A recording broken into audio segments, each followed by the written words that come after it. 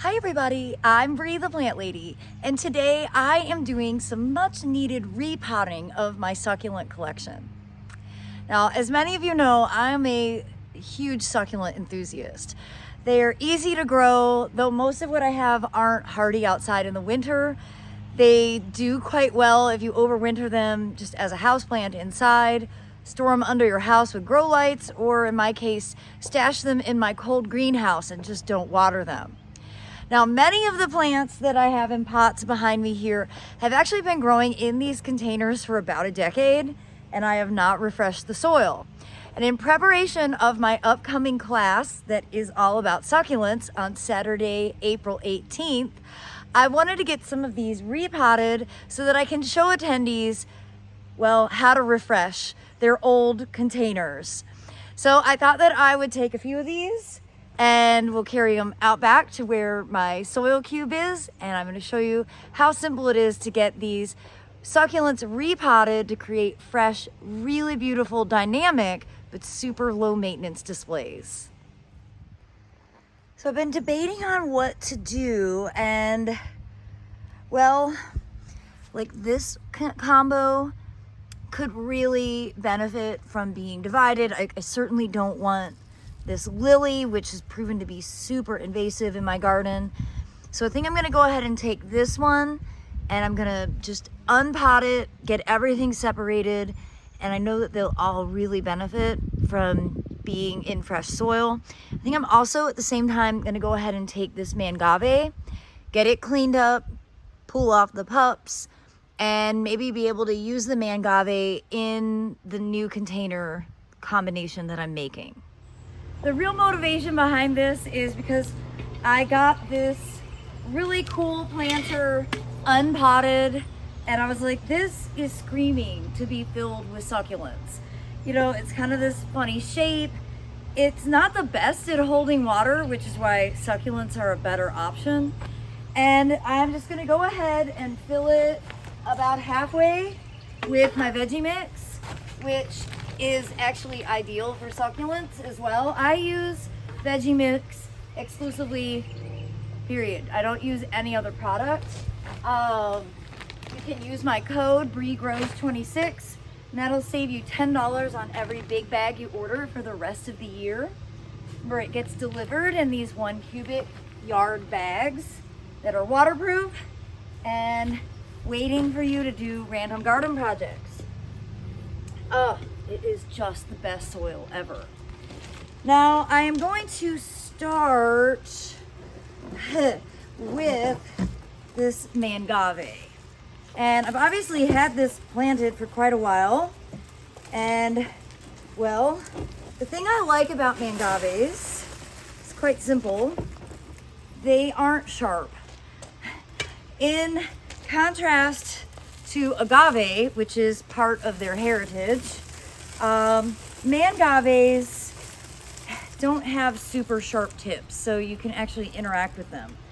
Now, they're not always the best for cold hardiness, and this one is certainly showing some stress from the winter, even though it was in the greenhouse.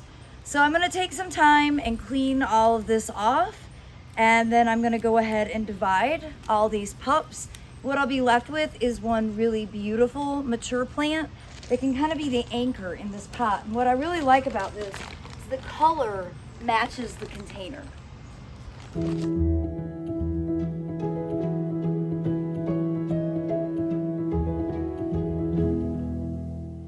Well, as you can see, it's a dramatic transformation. All those dead leaves are off.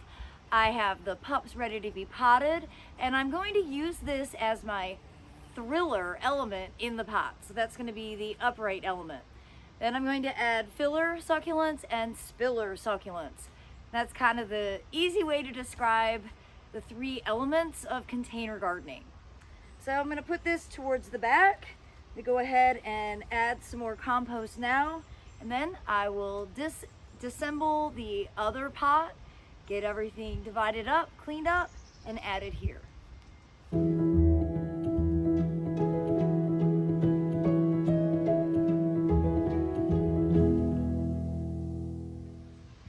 Well, here is one of my all-time favorite succulents, sometimes called the flapjack plant. This is Kalanchoe thursifolia. And what's cool about it is I could actually cut it off here, and you see it's got little aerial roots developing, and then make a new plant. I'm not going to, because I want this pot to look full from the start, but I'm gonna make sure that both the entire root system here and this touch soil, so that in the long haul, I will have more plants to propagate off of this. Well, it's funny. I took out the mangave thinking this would look really great, and I don't really like it. So I'm gonna take it out and I'm gonna start over, and I think I'm gonna try using the mangave in the mix. Actually go with my original vision.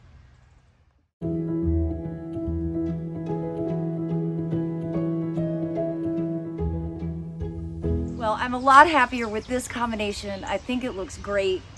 Now, what I really like to do is top dress with like colorful sand or broken glass. And I don't have a ton right now. I have it ordered. It'll be here for the Succulents class. And remember, I'm dropping the registration link in the description. It's a really cool class. Stay tuned because I'm gonna show you what we made last year. They're really beautiful. Here we are over a year later, really a year and a half later, and they are still looking just as good as they did the day they were planted. And they are by far the easiest containers that I have.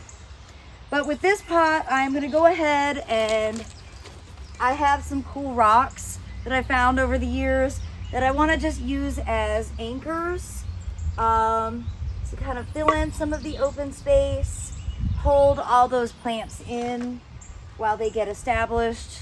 Just do those on either side here. And I saved the little bit of glass that was in that last pot. So I'm gonna go ahead and use that as a top dress for now. And again, no real science to this, just sort of scattering it and trying to cover up the compost so you don't see that potting media. That's not really enough to totally do the job, but it's a start. And you know, that's sometimes how you just have to approach things.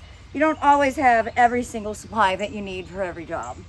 Really, I am doing this when I'm supposed to be out mulching. So, you know, kind of classic. Then I've got this little glass thing that I found at the Goodwill. Doesn't really have a purpose, but because it's purple, kind of matches the mangave. I think it looks cool. Just gonna use that as kind of a back element. Doesn't really make sense. I can always pull it out, but for now, maybe just like that as a centerpiece. Now finally, this pot is heavy. This pot's heavy, empty, but now that it's filled with compost, I'm not gonna try and lift it. I'm gonna go get my hand cart and then wheel it into place and get this watered in. And just to show you, these are the succulent planters that we made in last year's class. We did this the middle of February, so over a year ago. I've not done anything to these, no repotting. I just occasionally water them, and they've overwintered great inside the greenhouse. And you can see it's just a fun mix of different echeverias and dicheas and, well, all kinds of cool low maintenance succulents. So I hope you'll consider joining us for the class on Saturday, April 18th. There's still plenty of spots. And again, I'm gonna put that registration link in the description. Well, everybody, I hope that you will be inspired by this video to go out and plant some succulents for yourself. And as always, I'm wishing you all the best. Thanks so much for watching, and happy gardening.